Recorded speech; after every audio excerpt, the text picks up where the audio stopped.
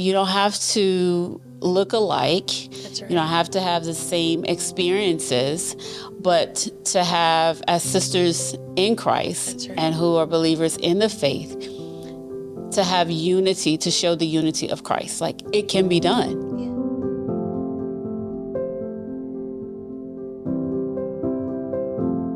Well, I am so excited for us to have this conversation today. So whether you are watching us or listening to this recording, I hope that you will be blessed by this conversation. And my name is Amy Cedrone, and I am the outgoing executive director of the Polish Network. And I've invited my new friend, Melani Moore, here to share about an incident, if you want to call it that, that we had, that God really used to show us something about ourselves. And so we're just going to have a conversation, and we invite you in to the conversation, and we hope that you're blessed by it, by how God used our uncomfortable moments to really teach us something new and something beautiful. So I'd love to share a little bit about yourself and what you do and how we got connected. Okay. So I'm Melani Moore, and I'm a wife. I'm a mom. By day, I am the assistant director of alumni relations at Texas A&M School of Dentistry. I've been there for almost 6 years. I met Amy when I attended the Boldly conference. Was it last year? I'm trying to think. Yeah, October of last year. Prior to that, I was a luncheon speaker for Polish North Dallas in March of 2023, I believe it was. Yeah. So Amy and I met, as she stated, because of an incident. After attending the conference, I introduced myself to Amy, let her know that I was interested in actually being a part of the organization because I believed in their mission with women and work and faith, and just all three coming together.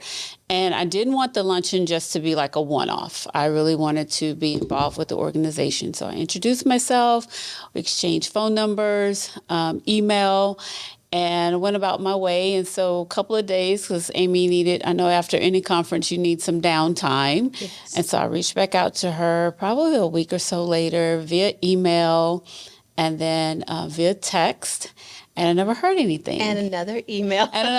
Yes, another email. I never heard anything. And so I didn't have any ill will towards, Amy. I'm just like, things happen, maybe I didn't, because I think I said it. Maybe I took the number down wrong or something. So I just went on with life. But then I kept kind of having this gnawing in my gut, like this isn't right. I didn't feel right. It didn't sit right. It didn't sit right because I'm like, I thought back, I was like, well, she kind of initiated. Yeah, let's connect, So let some months pass by, and then I guess it was this year, and I mentioned it to my husband, like, hey, this doesn't feel great. And I didn't really have a great experience. Like, the conference itself was great, but just for me, it was like, this doesn't feel great. I felt ignored, So I reached out to Tiffany, who was the facilitator for the luncheon, and I just asked her, could I share some things? And she said, sure.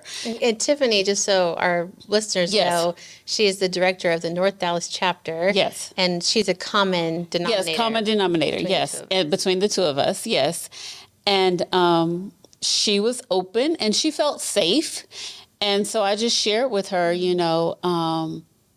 this is what I'm feeling. This is what's happening, and it doesn't feel well. And she asked me if she could share it with you. And I said, sure, and I just felt led to share. And then I did my part, and I'm like, okay, that's it.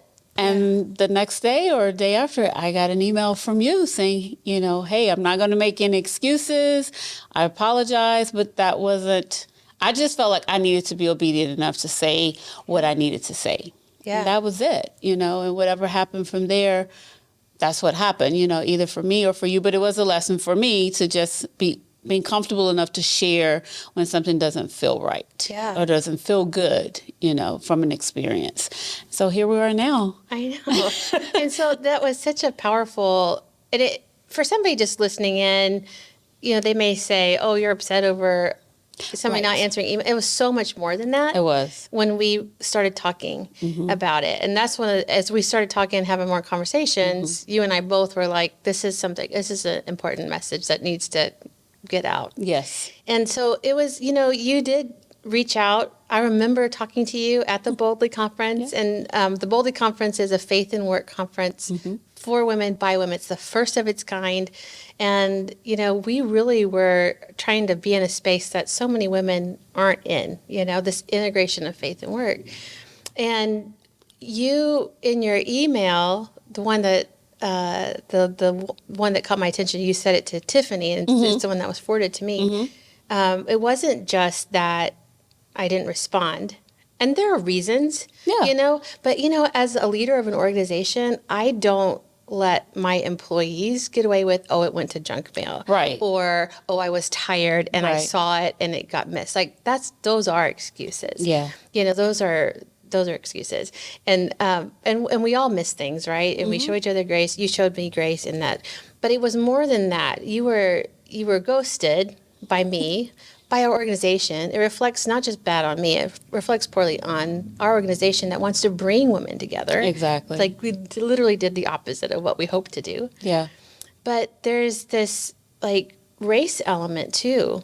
And the ethnicity question too that you brought up in your email to Tiffany, that was so powerful to me. And even more so than I needed to apologize because I ghosted you, and that doesn't reflect well on the organization. You said you noticed some incongruency in our inclusion of women of color at Boldly. At the conference, yeah. Yeah. And my first response was, we tried to have 50% representation on the stage. I'm thinking we did our check, like good girls do, and try to check all the boxes and get a pat on our back for doing the right thing. And we did. We had over 50% representation on the stage. But when we had the conversation, and you were so gracious to be willing to chat with me, because I'm like, I wasn't just responding back. I'm like, let's talk. Yes, you were. I was like, thank you, Jesus. And she said yes. Yeah. But you said something to me that it just was so powerful. And I actually took it to our team. We've talked about it in our rebranding conversations because it was so important. And so you've had a hand in shaping what we're doing. But you said, it's not about what you saw on stage. Right. It's when you looked around in the audience, you didn't see anybody else that looked like you. Correct. And it made me realize it's more than just doing the right things and putting people on stages. It's about what are we doing to attract women of color to our organization and making them feel welcome and seen and wanted and like this is a place where they can belong. Right. And if they're not in the crowd, we can have all the representation on stage that we want. That's true. And you basically, in not so many words, said that. And that was like, I don't know, there was a light bulb that just went off over my head. And I'm like, that's it. We're like, the choices that we make in our branding, the choices that we make in who our social media is geared towards. If it's not inclusive, it doesn't hit. It doesn't really have impact. It doesn't. Yeah. And so I'm so grateful that you pointed that out. And then in subsequent, and this is where I want you to chime in here, but you, in subsequent conversations, you share with me how hard that was for you. Yeah. Can you share a little bit about why it was so hard for you to say those things? Because I felt like, one, I don't like pointing out or calling out anyone's shortcomings. Yeah. And then I run from hard conversations. Conflict avoidant. Yes, conflict avoidant. That's me. I'm the poster child for it. So I'm learning that that's why you have the term conflict resolution, because there has to be a resolution, or at least steps towards a resolution. So as much as I didn't want to say something, it's like I needed to say something because I didn't want someone who looks like me to come along, this at next bowlie or luncheon or whatever, and then the same thing happens. Right.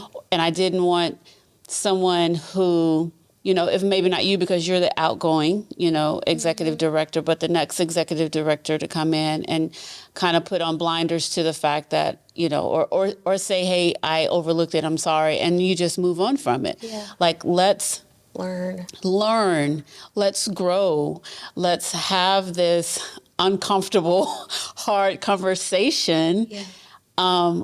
One, for the growth of us as individuals, you as a leader, me as an attendee, but also me as a leader on my job, in my home, with my children, with my husband.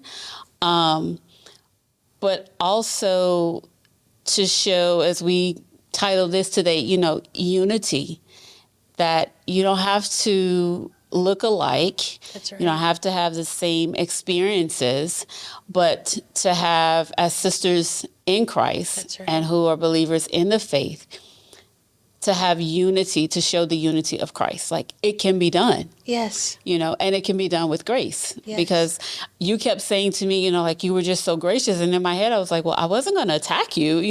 That's not my DNA, because I am conflict avoidant. So I want to make sure I'm delivering it as nicely as possible.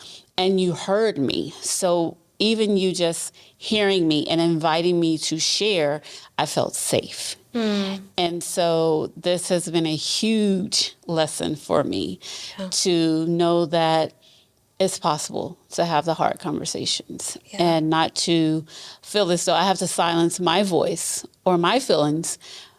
That's right. Because I'm afraid of how someone else is going to receive it. Yeah. Yeah. And I'm so glad because, and that's one of the things I wanted to talk about, or you and I want to talk about. We had the conversation. We've had all the conversations, right? But if you hadn't used your voice, if you hadn't shared the uncomfortable truth with us, our organization is weaker.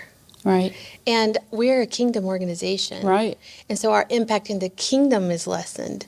And so for you to take that bold step of faith really is what it is. It was. And obedience. Yeah. Because you said that it just kept nagging at you, like, say something, say something, say something. And I kept wanting to just No. push it to the side, like, no, that is not what I'm supposed to do. And it was that, like you said, it was the Holy Spirit, because it was literally a still small voice that would just not, like, it would come. Yeah. And I think I would just push it to the side, and I was fine. Like, that happened in October, so November, December, I'm good. January, and then I saw something on Instagram, and I heard the voice again, like, you have to say something. And I'm just like, really? Really? Yeah. I do? So it really was an act of obedience more so than, I think, faith. But I did it obediently with the side of fear, because I didn't know what to expect. Yeah. I just had to trust that my obedience was going to trump whatever feelings and emotions I had, and that the receiver, first with Tiffany, and then when she did say, well, can I share this with Amy? I was like, yeah, oh, sure. But I was just like, okay, I've done my part. I checked the box. I was obedient, Lord. Okay, next thing, again, never thinking that this would happen. Yeah. Yeah. It's so counterintuitive, because you think when you bring hard things to somebody that they're going to feel attacked, or they're going to feel hurt. And that sometimes happens, and it's sometimes normal, right? Because the word says, faithful are the wounds of a friend. Like, there are times when the truth smacks you around. It does. And it needs to. Yeah. And it stung. You never want to hear things that are negative about yourself or your organization. But what ultimately happened after our first conversation in person, can you call Zoom in person? I'm going to call it in person. In person, it was, yes. Is I felt love. Yeah. I felt love because you didn't know me. No. I wasn't your friend. You say hard things to friends because you love them. Exactly. And you want what's best for them. Right. And I walked away from that conversation feeling loved. You were brave. You were direct. But you were full of grace. And you said nice. And I don't know if I agree with nice. I think you were kind. Kind. Nice tiptoes around the truth. That's true. and Yeah. you were kind Yeah. because you cared enough about our organization, you cared enough about me, but you also cared enough about yourself to say things that are important to say. Yeah. And as we talked, and I'm not going to out your background or anything like that, but you have reason in your life to have tiptoed around. Yeah. Right? You Yeah. have your own story. And as we talk, I learned this whole side of you. And it makes it even more powerful to me that you felt comfortable. Well, you felt obedient I felt obedient. enough Yes. Yes. to say those things because it's not just not in your nature, but you have been held back from saying truth. Yes. And from, walking into potential conflict. Yes. And so when you shared that with me, that was powerful to me. And then it made me realize that that first conversation at Boldly was also a step of obedience for you It was. and out of your comfort zone to say, Yes. hey, I would love to serve in this organization with a bunch of women that don't look like me. Right, right. Like that Yeah. was a step of faith Yeah. for you. To be even willing- come and introduce myself, because I used to, you hear a person's title and I would measure myself against their title. I'm like, I don't know if I should go and introduce myself, and your title was executive director, and I'd followed you on Instagram and everything. So I was just like, oh, that is Amy. Let me go. And I kind of hem-haw, I was like, no, I'm gonna just leave. But I saw you were standing there. So again, an act of obedience, but just being unsure of, okay, where is this gonna go? Yeah. Yeah. It's so good. It's so great to be able to, if we had never had that conversation, I never would have learned that Right. about you. And my compassion level would have stayed here. Yeah. And God, what he did is he He did that Yeah. too. Like, because I know you now and I don't know you super well, Right. but I'm getting to know you better and better and better. Right. And God actually forged a relationship. And we always want to hold ourselves back because we're worried about the relational cost Right. of saying hard things. Yes. And yes. he started a relationship, He did. which is so He did. amazing. What does it say? Our ways are not his ways. Our thoughts are not his thoughts. So this is one of those things we are like, and you just said it perfectly. This could have went a completely different direction. Me not saying anything and you not knowing, and then, but because I did say something, it's like, okay, here's this friendship that's forming. Here's this unity, which you don't really see nowadays. It's you, like you say, you point your finger at someone, you tell someone about themselves, I'll be like, okay, thank you, bye. And they'll write you off, Right. But this wasn't that. No. Yeah. And there is so much vitriol, like, Yes. especially social media. I Yes, mean, it's not yes. uncommon for us to get Canceled and kind yes. of a mean email or whatever, or, text or whatever. And you were just so the opposite of that, And so to me, you are such a picture of what it looks like to be gracious in saying the hard truths. Well, thank you. And that's what I really hope people see. Yes, out me of this, too. Is like you can bring hard things, you can have hard conversations, you don't have to tiptoe around things, but you did it with graciousness, and I think that's because you were prayed up. Yeah. You did tell me that. Yes. You I talked was. about it with your sweet Yes, husband. with my husband, yes. And so you brought counsel and wisdom Yes. into it Yes. too. Yeah. And you shouldn't even have to do that, honestly. I mean, you were in the wrong. I was in the wrong. You were in the right. You shouldn't even have to worry about that, but you chose to do that. Yeah. And that's just Jesus in you. Yeah. Well, and it's because even like I think I shared this with you, my grandmother would taught me, you treat people how you want to be treated. And for years, and you kind of hinted at this, I would see her not share how she really felt with, family members, not so much friends, because she worked, but during those times you really, as a woman, as an African American woman, you really couldn't say much. But she always, if I had something to say, she was like, don't be nasty with it, And so just knowing that this is how, and learning, because this has been a process and it's still a process, but to know that I had something to say. I believed it would be for the betterment of the organization, but I knew I needed to deliver it in love. My husband's always, and you hear it in the Bible, the truth in love. That's right. And that's what we have to do. And doesn't, like you said, stings. Yeah. Doesn't always feel good, but I definitely believe it's a growth opportunity. It's a learning opportunity for both the giver and the receiver. That's right. If we're open to it. And that's a good thing. And you and I talked about this too, because I didn't even deserve a compliment from you, but you did, and you said towards one of our last conversations, you said thanks for being a safe place to receive that kind of information. Yeah. And that was thank you for saying that. You're welcome. Thank you for saying that. And I think that's something too, like as much as we talk about like the need for gracious conversation, especially if you are bringing a wrong to somebody and you're confronting them with it, to do it with love, to do it with graciousness. Like that's what I want to say from my learning is to be a gracious receiver too. You don't even have to, and in this case, I totally agree, but you don't even have to agree with what somebody's saying, but you show love and respect and honor when you receive something hard with grace. Yeah. You know, because somebody's perspective and voice, it stinking matters. It does. Like your voice, your perspective, it so matters. Yeah. Not just to our organization, not just to me, but to the kingdom of God. And God put you here for a reason. You did. At this place and this time. Yeah. And in such a bigger way than just this incident at Polish. Right. Yeah, no. You have an amazing story and you have an amazing job, and God has he's just raising you up. He is. And but I do love that you use your voice and you use your perspective. And that's what I hope people see out of this too. Like if you have that gnawing thing, I didn't say this. Somebody said to me, if you think it twice, you should say it. Yeah. And so I'm so glad that you were gracious enough to do that.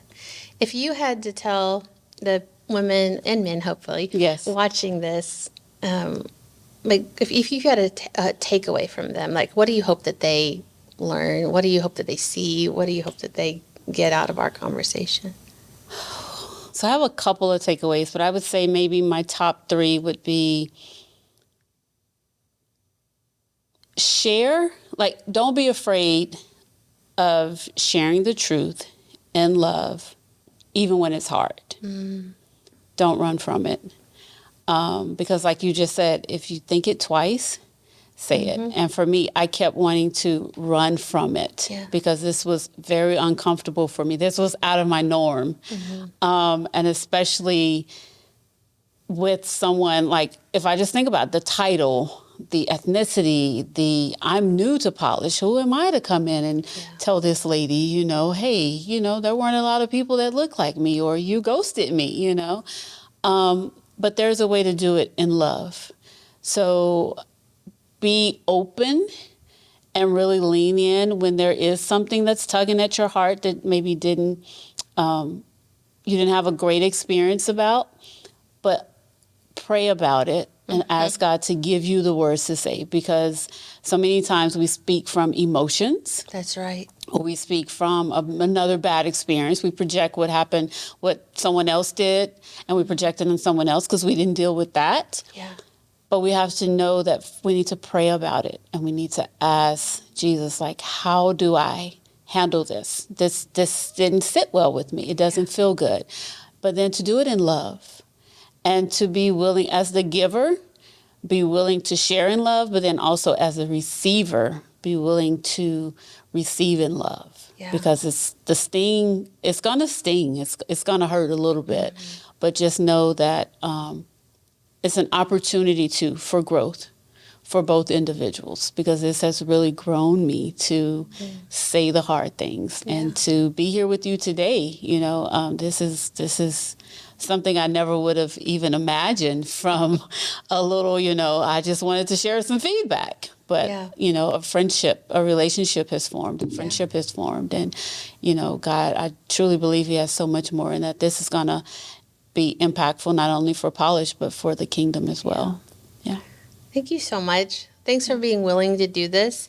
Thanks for you're trustworthy. Your voice does matter. Yeah. And I'm so grateful. This is not even easy, right? It's a little uncomfortable. Yes. It's much more fun now on this side of reconciliation than it is on the other. Yes. And I'm excited to see what God continues to do. I am too. And what He continues to forge in our relationship with one another and for Yes. you at Polished. Yes. But I just want to say thank you so much. You are that gracious person, and I'm excited to see what he does in your life through this and in the lives of the women that are watching today. Yes. So Well, and I thank you. want to thank you as well, and you are very welcome. Thanks. All right.